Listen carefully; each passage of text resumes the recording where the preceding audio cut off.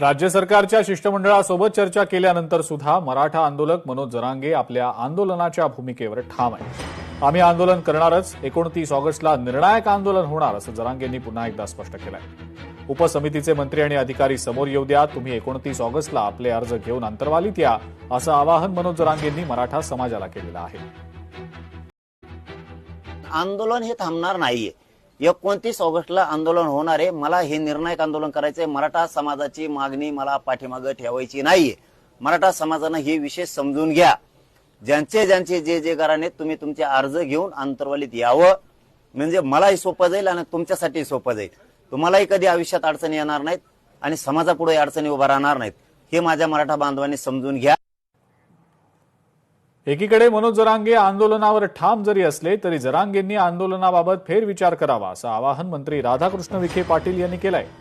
अधिकारी स्तरावर दाखले नाकारल्याचं चित्र असून सर्व प्रकाराची मुख्यमंत्र्यांनी गंभीर दखल घेतलेली आहे। दाखले देण्यात जाणीवपूर्वक टाळाटाळ केल्यास चौकशी होईल, अंमलबजावणीतल्या त्रुटी दूर करू असं विखे पाटलांनी म्हटलंय।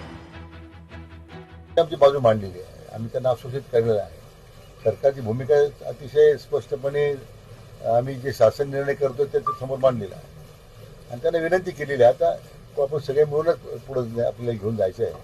त्यांनी सुद्धा मला वाटतं आमच्या विनंतीचा विचार करावा आणि आंदोलनाच्या बाबतीमध्ये त्यांनी फेरविचार करावा अशी त्यांना विनंती केलेली आहे। या सगळ्या बाबतीमध्ये माननीय मुख्यमंत्री महोदयांनी आणि माननीय उपमुख्यमंत्री महोदयांनी अतिशय गंभीर दखल घेतलेली आहे। अशा राजकीय हस्तक्षेपामुळे जे लाभार्थी आहेत किंवा जे पात्र व्यक्ती आहेत त्यांना त्यांच्या दाखले रद्द होत आहेत, हे अतिशय शासनाला मान्य होणार नाही।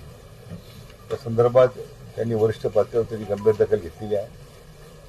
कोणा अशा प्रकार होणार नाही। सरकारच्या शिष्टमंडळानं मनोज जरांगेंची भेट घेतली। मंत्री राधाकृष्ण विखे पाटील, मंत्री उदय सामंत, मंत्री शंभूराज देसाई आणि आमदार प्रसाद लाड यांनी मनोज जरांगेंसोबत चर्चा केली। जरांगेंनी माजी न्यायमूर्ती शिंदे यांच्यासोबत सुद्धा फोनवरनं चर्चा केली। 28 ऑगस्टच्या आत उरलेली सर्व प्रमाणपत्र द्या अशी मागणी जरांगेंनी यावेळेला केलेली आहे। 58 लाख नोंदींपैकी शिंदे समितीनं किती शोधल्या असा सवाल त्यांनी उपस्थित केला, तर कोणत्याही नोंदी कमी होणार नाहीत असं आश्वासन मंत्री शंभूराज देसाई यांनी दिलेलं आहे। अनेकांना प्रमाणपत्र दिलेली आहेत, उरलेलीही देणार असल्याचं प्रसाद लाड यांनी सांगितलं।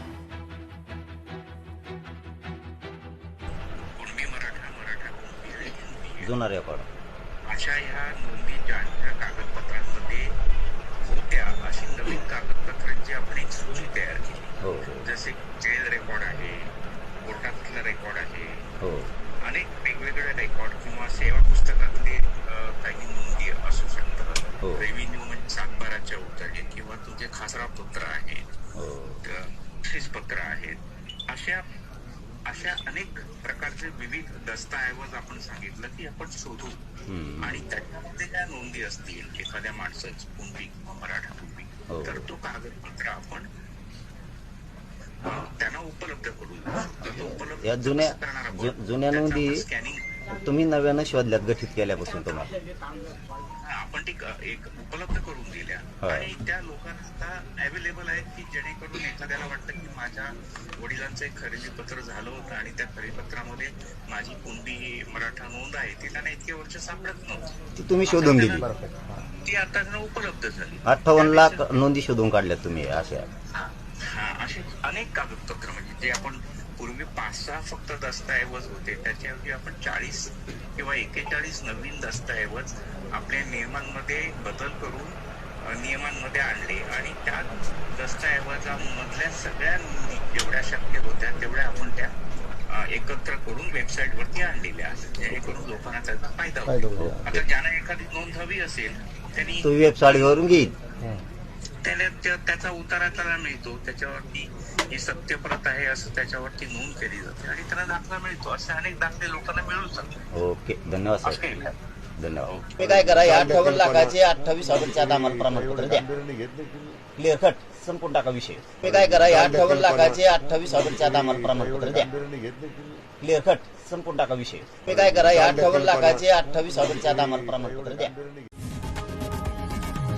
लोकशाही मराठी ऐका, पहा, जागरूक रहा।